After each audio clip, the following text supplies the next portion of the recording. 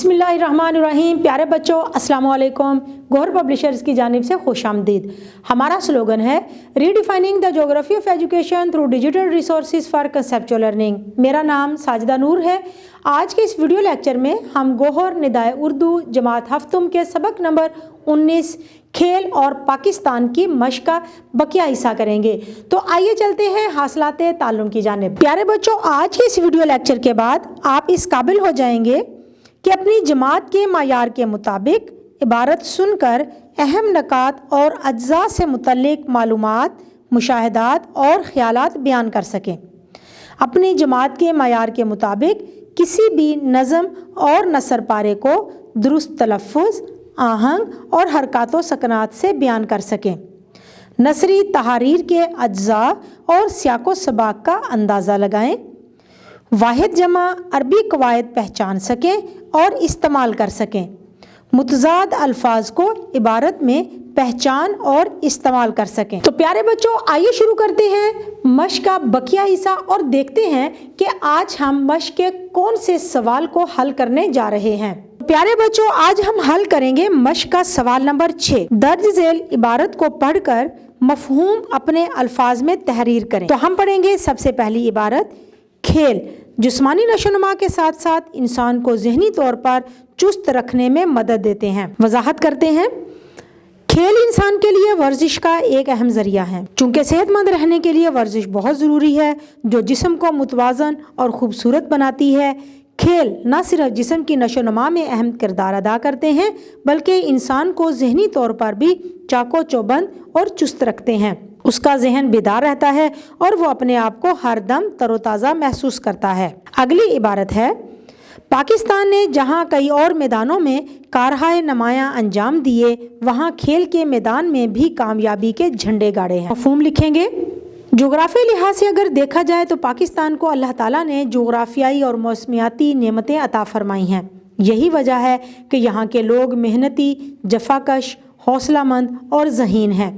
यहाँ के नौजवानों ने हर मैदान में अपना लोहा मनवाया है। जहाँ और कई मैदानों में अहम कारनामे सर अंजाम दिए हैं, वहाँ खेल के मैदान में भी कामयाबी के झंडे गाड़े हैं। जीम स्क्वैश के खेल में पाकिस्तान की कारकर्दगी माजी में बहुत शानदार रही। मफहूम लिखेंगे। स्क्वैश वो खेल है जिसमें पाकिस्तान ने आलमी मुकाबलों में पहला आलमी एजाज़ ब्रिटिश ओपन जीत कर किया। 1951 से लेकर 1963 तक पाकिस्तान के पास ब्रिटिश ओपन का एजाज़ बिला शिरकत गैर रहा। 1982 में जहांगीर खान ने ब्रिटिश ओपन हासिल किया। ये एजाज़ 1982 से 1997 तक तमाम सालों में पाकिस्तान के पास रहा। इन आदादो शुमार से जाहिर होता है कि माजी में पाकिस्तान की कारकर्दगी स्क्वैश के मैदान में निहायत गैर मामूली और शानदार रही है। दाल पाकिस्तान ने हॉकी का आलमी कप 4 बार अपने नाम किया, मगर आज ये खेल मुश्किलात से दो चार है। मफहूम लिखेंगे। पाकिस्तान ने हॉकी का आलमी कप 4 बार जीता। 1971, 1978, 1986 और 1990 में पाकिस्तान ने ये एजाज़ अपने नाम किया, मगर आजकल ये खेल मुश्किलात का शिकार है। इसकी वजह यह है कि कुदरती घास वाले मैदानों की बजाय हॉकी मसनूई घास के मैदानों पर खेली जाती है। उन्हें आस्ट्रोटर्फ कहते हैं। पाकिस्तान में इस तरह के खेल के मैदान नहीं हैं, जिसकी वजह से हमारे खिलाड़ी आलमी सतह पर होने वाले मुकाबलों के लिए तैयार नहीं होते। पाकिस्तान हॉकी फेडरेशन को इस पर तवज्जो देने की ज़रूरत है। आखिरी इबारत है। खेलों की सरपरस्ती की जाए तो हर खेल में मुल्क के अंदर होनहार खिलाड़ियों की कमी महसूस नहीं होगी। मफहूम लिखेंगे। पाकिस्तान की सरजमीन अल्लाह ताला का एक बहुत बड़ा तोहफ़ा है। यहाँ के नौजवान हर मैदान में आगे हैं। पाकिस्तान दुनिया का वाहिद मुल्क है जिसने 4 बैनुल अक़वामी खेलों के मुकाबलों में आलमी चैम्पियन रहने का एजाज़ हासिल किया है।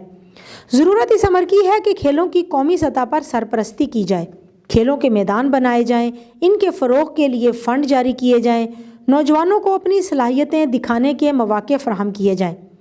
हमारे मुल्क में ऐसे बासलाहियत नौजवानों की कमी नहीं जो तमाम खेलों में मुल्क का नाम रोशन कर सकते हैं। तो प्यारे बच्चों, मशक की अगली सरगर्मी जो अब हम करेंगे वो है सुने और बोलें। सवाल नंबर 7 है। दर्ज झेल इबारत को सुनकर पूछे गए सवालों के ज़ुबानी जवाब दें। तो प्यारे बच्चों, पहले हम इबारत पढ़ेंगे, उसके बाद सवालात के जवाबात देंगे।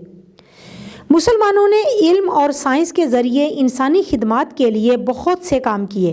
سائنسی ایجادات نے انسان کی معاشرت اور رہن سہن میں نمایاں تبدیلیاں کی ہیں۔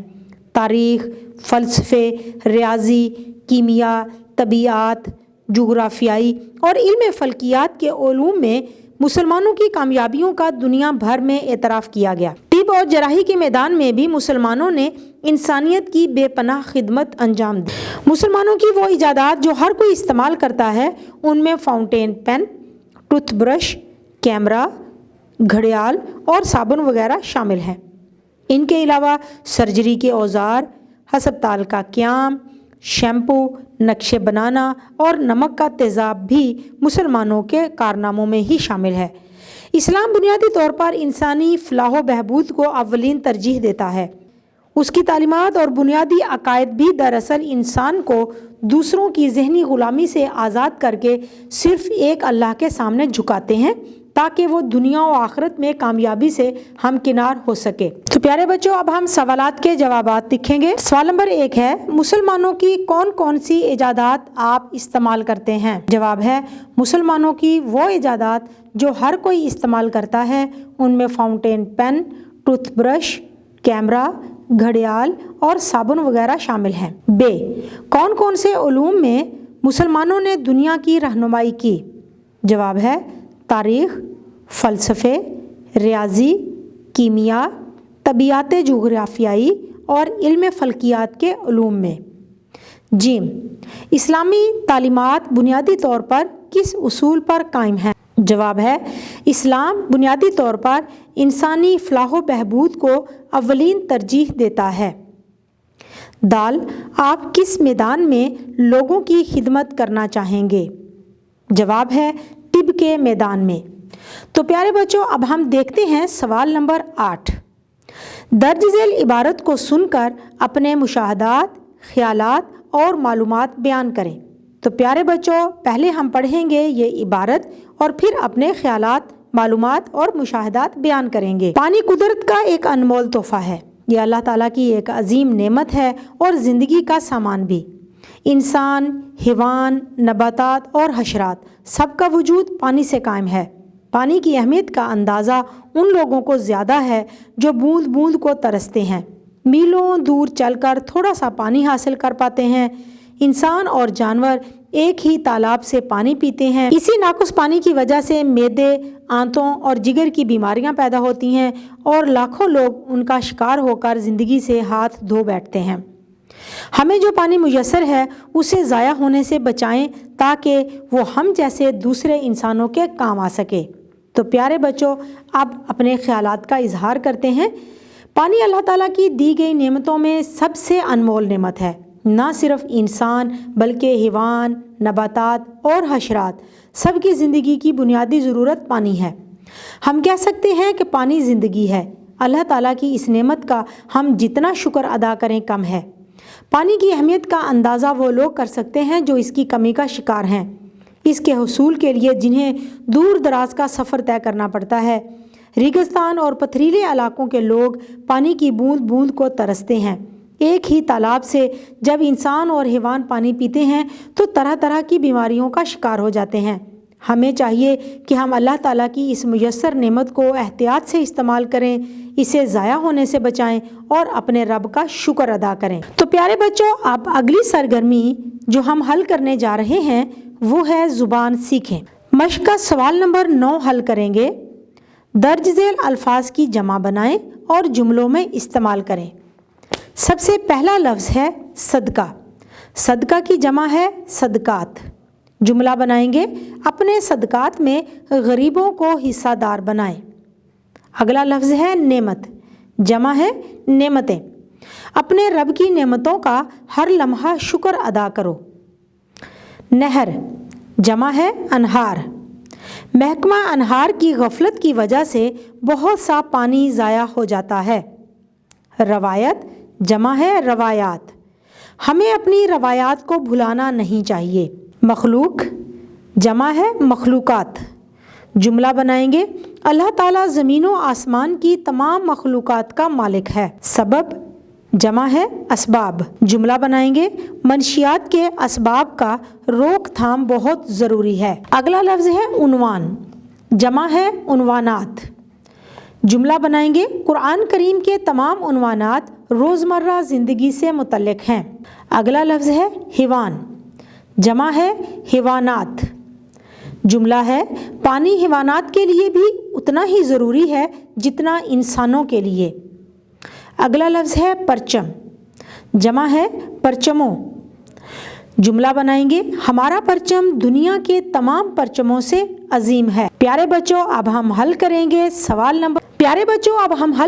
سوال نمبر 10.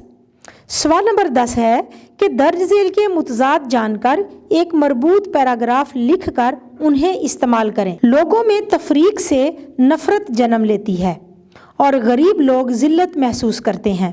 دوسروں کے غم اور خوشی میں شریک ہونے سے نہ صرف معاشرتی فائدہ حاصل ہوتا ہے بلکہ دلی سکون بھی حاصل ہوتا ہے. ہمیں ایک دکاندار کی طرح سب کے ساتھ مساوی سلوک کرنا چاہیے. پیارے بچوں امید ہے کہ آپ کو آج کا یہ ویڈیو لیکچر بہت اچھی طرح سے سمجھ آ گیا ہوگا. اپنے سبق کو دہرانا مت بھولیے گا. انشاءاللہ اگلی ویڈیو میں اگلے لیکچر کے ساتھ پھر ملیں گے. تب تک کے لیے اللہ حافظ.